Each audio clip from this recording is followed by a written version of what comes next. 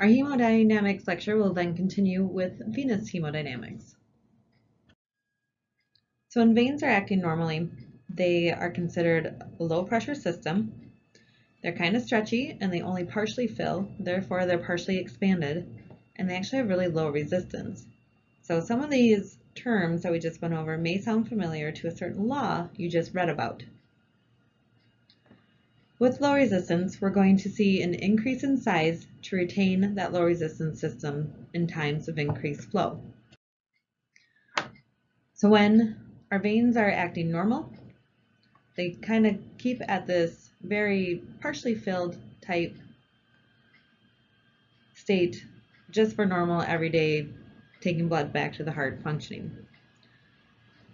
When our blood flow increases, say with exercise, the heart's going to start sending a bunch of blood down to the legs if we're running, but all that blood has to get somehow out of the legs rather quickly, so the veins are then going to expand to reduce that resistance. On the other side of things, veins are collapsible, so during, say, like a sniff test, you can change the pressure quick enough that you can actually collapse our veins down to nothing and basically halt flow for a short period of time. So with venous hemodynamics, remember that veins kind of hang out at this partially filled state for most of the time, unless it needs to change the resistance by opening up more to keep the pressure low. So this slide just kind of covers some more information regarding how blood travels through the veins and back to the heart. Muscle contraction, walking, running, any of that is actually going to force blood through our veins a little bit more and push it back to the heart. It's part of what helps propel it back. We also have decreased venous compliance, which just means that there might be less blood flow out through the circulatory system, promoting more flow back to the heart. Respiratory activity, which causes that phasic waveform to appear in veins, because veins are very affected by breathing in and breathing out. We're actually going to cover that in the next video of this lecture.